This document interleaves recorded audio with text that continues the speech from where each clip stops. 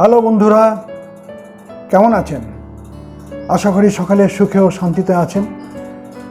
আপনাদের আনন্দ বর্ধনের জন্য আমি একটি বিষয় নিবেদন করব এখন। বিষয়টি কি সেটা আপনি আমার ব্যাকগ্রাউন্ডে যে ছবি আছে, ছবি দেখে কিছুটা আঁচ করতে পারবেন। হ্যাঁ, আপনি ঠিকই ধরেছেন, হস্তরেখা বিচার। এই হস্তরেখা বিচারের ওপরে আমি কিছু আলোচনা করব এবং উপস্থাপনা করব।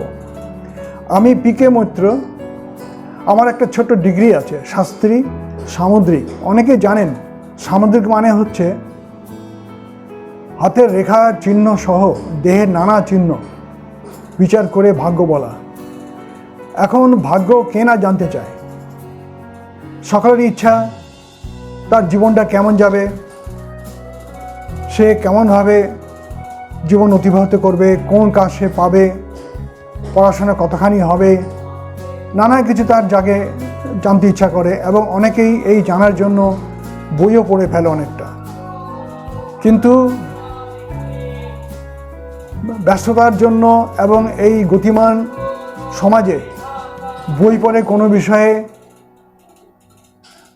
পটু হওয়ার আগেই তাকে কর্মজগতে বা পড়াশোনার জগতে অনেক সময় নিবেদন করতে হয় বা ব্যয় করতে হয়। তার ফলে তাদের পুরো বইটা হয়ে ওঠে না, শখ থাকলেও তাদের শেখা হয়ে ওঠে না। আমি 50 বছরের অভিজ্ঞতায় বুঝতে পেরেছি হস্তরেখার কিছু যথার্থতা আছে এবং নিপুণভাবে অভিজ্ঞতা অর্জন করলে এই বিদ্যা দ্বারা আপনি সকলকে তাক করে দিতে পারেন হাতের রেখা থেকে ভবিষ্যৎ বলে বা বর্তমান বলে বা অতীত বলে। এই সামুদ্রিক শাস্ত্রটি অতি নিরস ও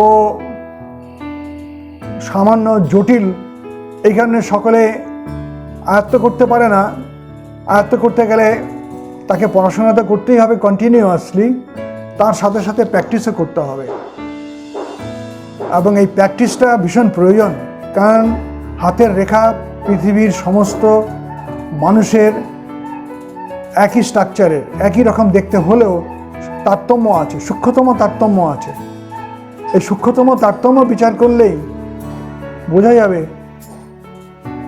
তার ভাগ্যটা কেমন, আপনি এবং সেটা বলে দিতে পারবেন। এইটা নির্ভর করছে আপনার অতীতের কেমন অভিজ্ঞতা আছে। নাস্তাদামুস থেকে শুরু করে কিরো এবং অনেক অভিজ্ঞ ও বিখ্যাত লোক পৃথিবীতে হস্তরেখা বিচার বিবেচনা করে বিখ্যাত হয়ে গেছেন, যশ অর্জন করেছেন, অনেকে তো অর্থ অর্জনও করেছেন। আপনিও সেটা পারেন, সকলেই পারে। কিন্তু মানুষ এত গতিময় হয়ে গেছে যে এক জায়গায় বসে বই পড়ে সব কিছু রপ্ত করা বড়ই মুশকিল হয়ে দাঁড়িয়েছে। এই জন্য আমি সিদ্ধান্ত নিয়েছি এই হস্তরেখা বই থেকে বার করে এই বিদ্যাটাকে আমি নেট দুনিয়ায় ছড়িয়ে দেব, যাতে আপনার হাতের মুঠোয় যে সেলফোনটি থাকে সেইটা দেখেই বা আপনারা রপ্ত করতে পারবেন আপনার অবসর সময়ে বা যখন আপনি গাড়িতে চাপেন বা জার্নি করেন সেই সময়ে।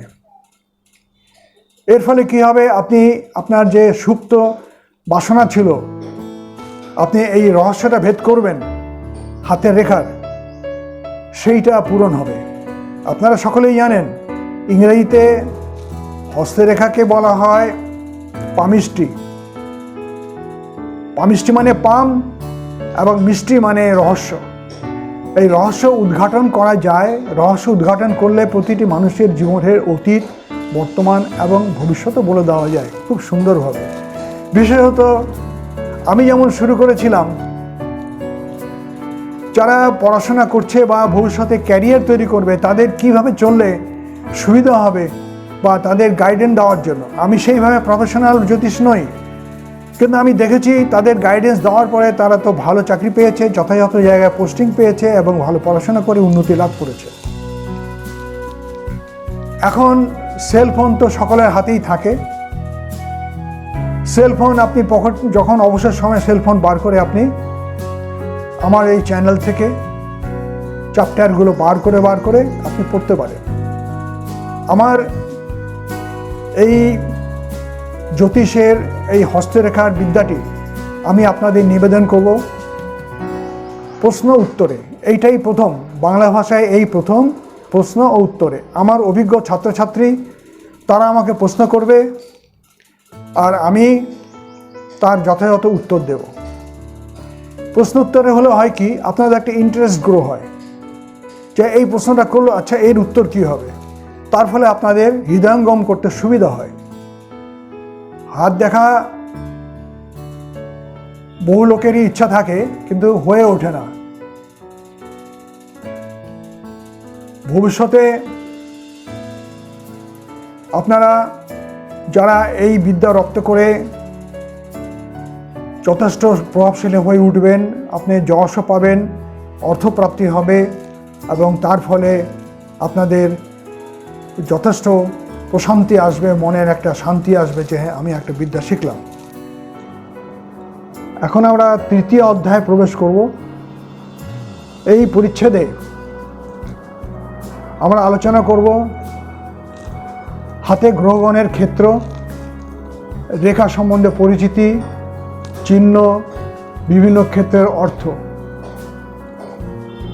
আগে আমরা দ্বিতীয় পরিচ্ছেদে আলোচনা করেছি আঙুলের নাম, আঙুলের পাপ, রেখা, চিহ্ন, নখে দাগ, আঙুলের উপর লোম, আঙুলের সম্বন্ধে আর বিশেষ কথা।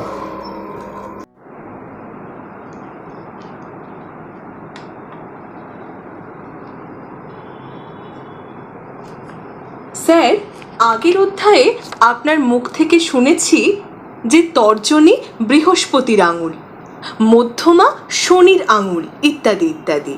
এখন করতলে গ্রহগণের নিজ নিজ স্থান এবং ওইসব স্থানে যে সকল রেখা ও চিহ্ন দেখতে পাওয়া যায় সেগুলি বুঝিয়ে দিলে কৃতার্থ হব। তুমি সুন্দর প্রশ্ন করেছো।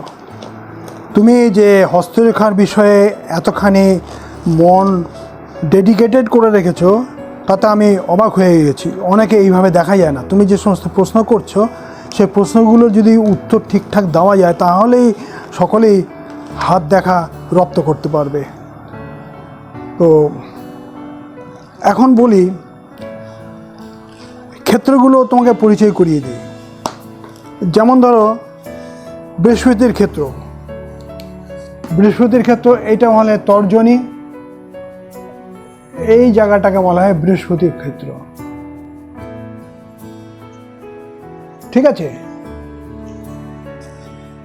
এইবারে শনির ক্ষেত্র, অর্থাৎ এই যে মধ্যমা, এর নিচু অংশটি হচ্ছে শনি।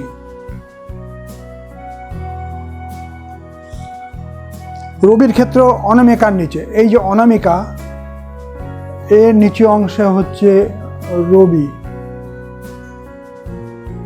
বুধের ক্ষেত্র কনিষ্ঠার নিচে, এই অংশটা হচ্ছে বুধের ক্ষেত্র। শুক্রের ক্ষেত্র অঙ্গুষ্ঠের তৃতীয় পর্বে, এটা হচ্ছে অঙ্গুষ্ঠ। এইখানে শুক্রের স্থান। মঙ্গলের ক্ষেত্র হচ্ছে দুটি। একটা ক্ষেত্র হচ্ছে এই বুধের নিচে,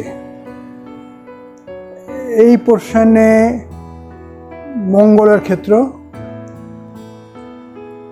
আর একটা হচ্ছে এই যে বৃহস্পতির ক্ষেত্রের নিচের যে এই অংশটা, এখানে মঙ্গলের দ্বিতীয় ক্ষেত্র।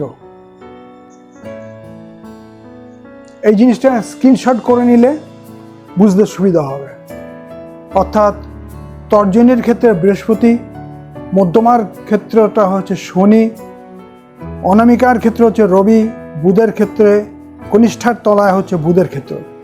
আর এই বুধের নিচে মঙ্গল একটা অংশ, বৃহস্পতির নিচে মঙ্গলের একটা অংশ, আর শুক্রের এইটা বুড়ো আঙ্গুলের নিচে এটা শুক্রের ক্ষেত্র। আর চন্দ্রের ক্ষেত্র হচ্ছে এই যে পোর্শনটুকু আছে, এটা হচ্ছে চন্দ্রের ক্ষেত্র। চন্দ্রের পাশের দিকে পার্কনসন বলে। গ্রহগণের ক্ষেত্র সম্বন্ধে এই কথাগুলি মনে রাখতে হবে। এখন ভিন্ন ভিন্ন রেখা এবং চিহ্ন সম্বন্ধে যা বলছি সেটা আরেকবার একটু মেনে নাও।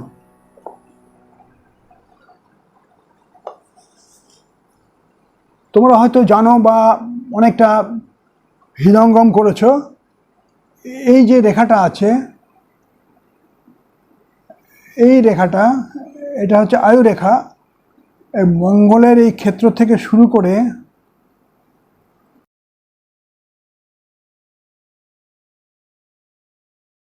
এটা হচ্ছে আয়ু রেখা, আর হচ্ছে মার্শাল রেখা।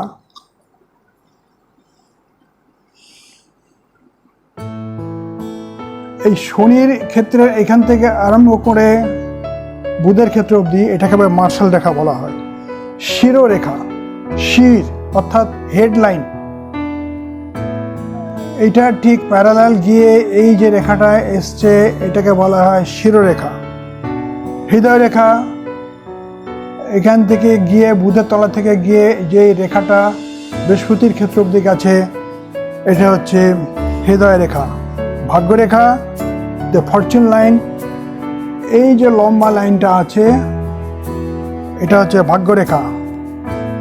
রবি রেখা, এই যে লাইনটা আছে এটাকে বলা হয় রবি রেখা। স্বাস্থ্য রেখা হচ্ছে এই যে আয়ু রেখাকে ভেদ করে যে রেখাটা এই অবধি এসছে এটাকে বলা হয় স্বাস্থ্য রেখা। ভায়ালাস সীমা বলা হয় এই যে রেখাটা এইভাবে মঙ্গলটাকে বেষ্টনী করা হচ্ছে, এটা ভায়ালাস সীমা। শুক্র বন্ধনী হচ্ছে এই যে শুক্রের ক্ষেত্রে এই যে একটা বন্ধনী তৈরি করেছে এটাকে শুক্র বন্ধনী বলে। এর মধ্যে শনি বন্ধনী আছে, যে স্যাটার্ন রিং। শনির ক্ষেত্রে এই জায়গায় একটা রিং সৃষ্টি হয়, স্যাটার্ন রিং। এইখানে আর একটা রেখা তৈরি হয় তাকে বলা হয় দ্য ইনটিউশন লাইন। বিবাহ রেখা অনেকেই হয়তো জানে, এই যে লাইনটা আছে বিবাহ রেখা।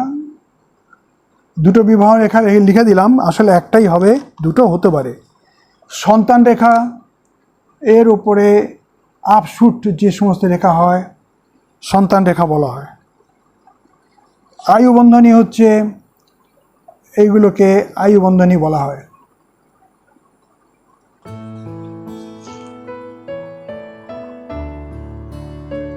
আচ্ছা, আর একটা ক্ষেত্র আছে, দ্য প্লেন অফ মার্স, মঙ্গলের সমতল ক্ষেত্র। এই ক্ষেত্রটাকে মঙ্গলের সমতল ক্ষেত্র বলা হয়। হস্ত চতুষ্কোণ মানে চার কোণ ফর্ম করে, মানে এই রেখাটা চার কোণা ফর্ম করে। এই যে এই অংশটুকু দেখো একটা চার কোণা ফর্ম করেছে, এটাকে বলা হস্ত চতুষ্কোণ।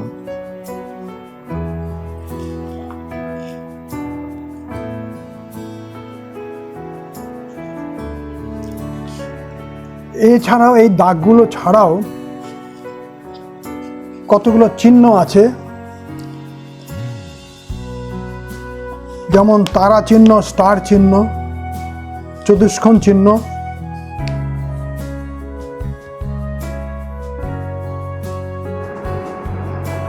হাতের অনেক রকমের চিহ্নের কথা এর আগে আলোচনা করেছি। সেই চিহ্ন ছাড়াও আরও কিছু কিছু চিহ্ন আছে, যেমন তারা চিহ্ন, দি স্টার, চতুষ্কোণ চিহ্ন। সচরাচর এটা দেখা যায়, তারা চিহ্ন দেখা যায়, কালো দাগ থাকে অনেকে, সেটা এক ধরনের চিহ্ন। বৃত্ত চিহ্ন মানে কোনো কোনো জায়গায় রাউন্ড চিহ্ন দেখা যায়। অর্ধমণ্ডল চিহ্ন অর্থাৎ হাফ সার্কেল। এই মনে রাখবে, একটু তোমরা স্ক্রিনশট করে নাও। জব চিহ্ন, এই জব চিহ্নটা সচরাচর দেখা যায় এবং অনেক বাধা বিপত্তি তৈরি করে। ত্রিভুজ চিহ্ন, এটা হাতে দেখা যায়, ক্রুশ চিহ্ন, নানা জায়গায় ক্রুশ চিহ্ন থাকে। জাল চিহ্ন, এই জালের মতো একটা নেটের মতো চিহ্ন থাকে। আবার ত্রিশূল চিহ্ন, এই চিহ্নগুলো খুব ভালো কাজে দেয়। ফলা চিহ্ন, তারপরে তিল চিহ্ন, এই চিহ্নগুলো আমাদের জ্যোতিষশাস্ত্রে বিভিন্ন বিষয়ে ভবিষ্যৎবাণী করার জন্য খুব কাজে লাগে এবং যথার্থ উপযুক্ত ভবিষ্যৎবাণী করতে পারে।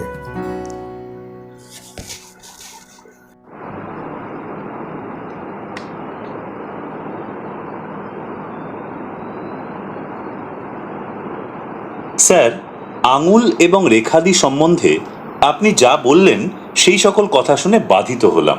এখন গ্রহগণের ক্ষেত্র সম্বন্ধে বিশেষ কোনো অর্থ আছে কিনা জানতে ইচ্ছে করছে। হ্যাঁ, অবশ্যই আছে। খুব সুন্দর প্রশ্ন করেছ। এই বিষয়গুলো হাত দেখার ক্ষেত্রে যথেষ্টই ইম্পর্ট্যান্ট। বৃহস্পতি ক্ষেত্র থেকে কী কী বিষয় জানা যায় সেটা একটু জানাচ্ছি। তুমি জানো বৃহস্পতি ক্ষেত্র কোনটা?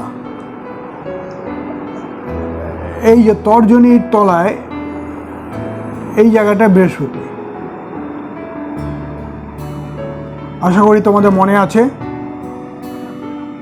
বৃহস্পতির ক্ষেত্রে উঁচু হলে জাতক উচ্চাভিলাষী, ধার্মিক এবং সৌন্দর্যপ্রিয় হয়।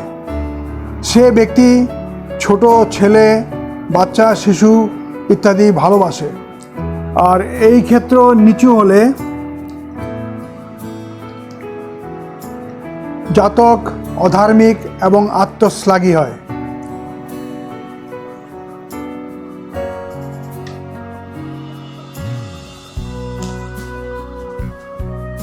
বৃহস্পতির স্থান হতে কি কি বিষয় জানা যায়? সেটা তোমাদের কিছুক্ষণ আগে জানালাম।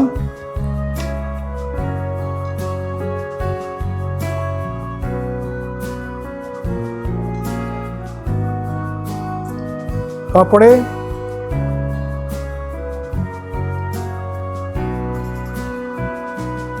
প্রশ্ন করো।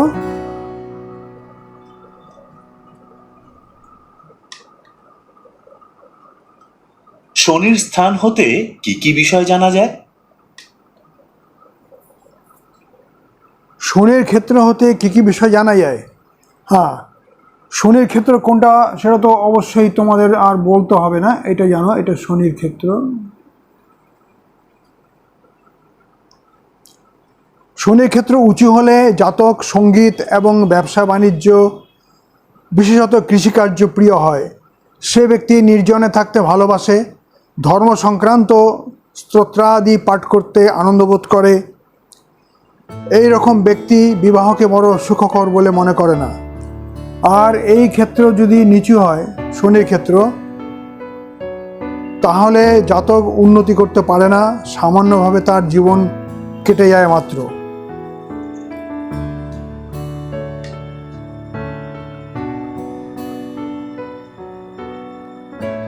তোমার রবির স্থান হতে কি কি বিষয় জানা যায় স্যার? রবির ক্ষেত্র তো অবশ্যই জানো, এই প্রশ্নটা হচ্ছে রবির ক্ষেত্র। রবির ক্ষেত্র থেকে জানা যায়, যদি রবির ক্ষেত্র উঁচু হয় তাহলে জাতকের নতুন নতুন দ্রব্য আবিষ্কার করার ক্ষমতা জন্মে। সে ব্যক্তি বিদ্বান, সাহিত্যিক, ভাগ্যবান এবং উন্নতিশীল হয়। তাহার বিশ্বাস সে যাহা করবে সেটি ঠিক। সে ব্যক্তি রূপের উপাসনা করতে ভালোবাসে। আর এই ক্ষেত্রে যদি নিচু হয়, জাতকের স্থূল বুদ্ধি হয় এবং বিজ্ঞান শাস্ত্রে তার আস্থা থাকে না।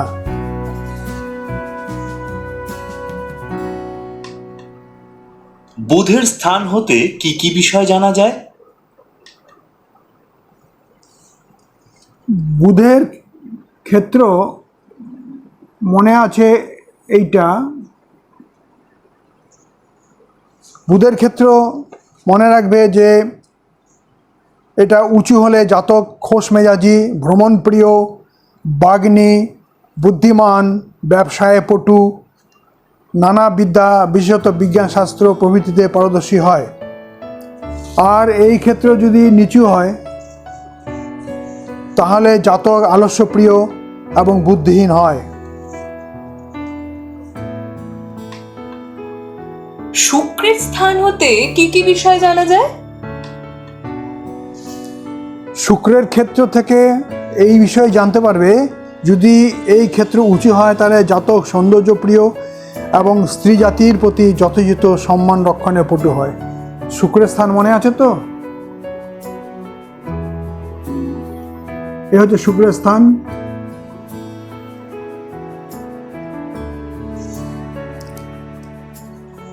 ভালো করে বুঝিয়ে দিচ্ছি।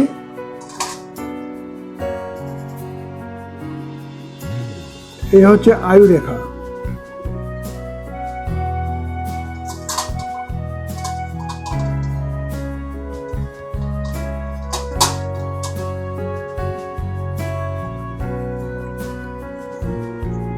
এই স্থানটা হচ্ছে শুক্রের স্থান। শুক্রের ক্ষেত্রে উঁচু হলে জাতক সৌন্দর্যপ্রিয়, আগেই বলেছি। এই ক্ষেত্রে নিচু হলে জাতক অলস, স্বার্থপর হয় এবং এই ব্যক্তিকে কেউ পছন্দ করেন না।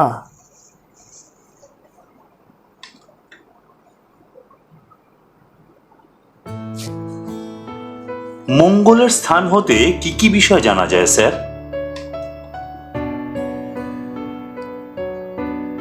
মঙ্গলের দুটো ক্ষেত্র আছে, একটা হচ্ছে বুধের নিচে, আর একটা হচ্ছে এইখানে বৃহস্পতির নিচে শুক্রের মাঝামাঝি। আগেই বলেছি ব্যাপারটা। প্রথম ক্ষেত্রটি হচ্ছে বুধের ক্ষেত্রে নিম্নে এবং দ্বিতীয়টি বৃহস্পতির ক্ষেত্রে নিম্নে। প্রথম ক্ষেত্রটি উঁচু হলে সকল কাজেই ভগবানের উপর নির্ভরতা বোঝায় এবং দ্বিতীয় ক্ষেত্রটি উঁচু হলে আত্মসংযম, সাহস এবং উপস্থিত বুদ্ধির পরিচয় দেয়। তবে আমার অভিজ্ঞতায় দেখেছি, যাদের এই প্রথম মঙ্গলের ক্ষেত্রটি উঁচু, তাদের যথেষ্ট জমিজমা থাকে এবং সেটা পিতৃগত জমিজমা। আর মঙ্গলের ক্ষেত্রে যদি নিচু হয় তাহলে জাতক কাপুরুষ এবং বোকা হয়, এবং দ্বিতীয় ক্ষেত্রটি নিম্ন হলে জাতক কাপুরুষ ও নিষ্ঠুর হয়। কারণ দেখা যাচ্ছে যে মঙ্গলের ক্ষেত্র নিচু হওয়া ভালো না, উঁচু থাকা ভালো। এখন আসি পরবর্তী ক্ষেত্রে।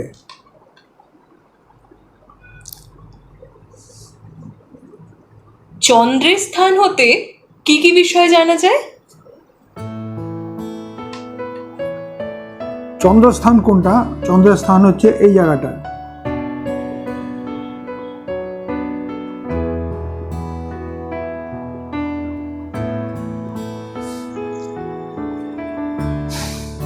চন্দ্রের ক্ষেত্রে উঁচু থাকলে পবিত্রতা, চিন্তাশীলতা, সঙ্গীতানুরাগ এবং জলপথে ভ্রমণ বোঝায়।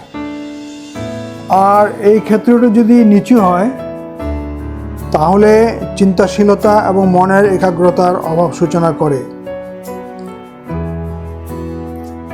এই ক্ষেত্র যদি ড্যামেজড হয় তাহলে লুনেটিক হয়। লুনার মানে চন্দ্র, একটু পাগল পাগল হতে পারে, তার অন্যান্য সাইন মিলিয়ে সেটা বলতে হবে।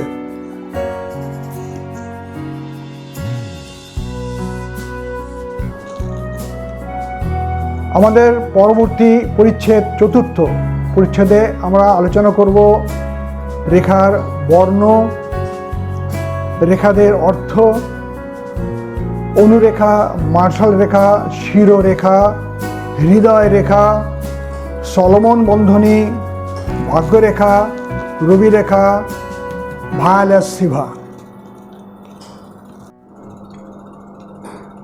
একটি অতি প্রয়োজনীয় কথা আপনাদের বলে রাখি,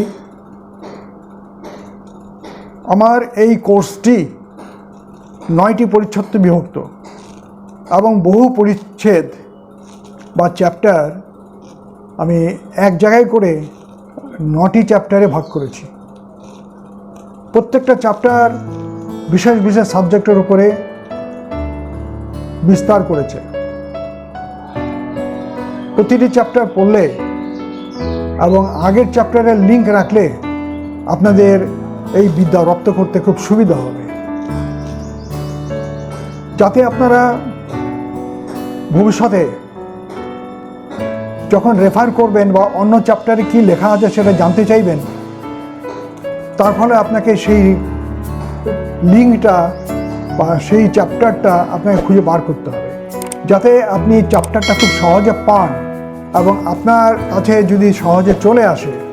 তার জন্য আপনাদের একটা অনুরোধ রইল, আপনারা তো লাইক করবেনই, অন্তত সাবস্ক্রাইবও করবেন। আপনি তো ভালোভাবে জানেন ইউটিউবে কোনো কিছু আসে এবং চলে যায়, সেটা কবে ফিরে আসবে আপনি বুঝতে পারবেন না। কিন্তু আপনি যদি ঘন ঘন একই চ্যানেলে সব কিছু দেখেন বা বারে বারে, তাহলে ইউটিউবের চ্যানেলের যে কর্মকর্তা বা সিস্টেম যে করে রেখেছে, আপনার কাছে সেই চ্যানেলের সেই এপিসোড বা চ্যাপ্টারগুলো উঠে আসবে।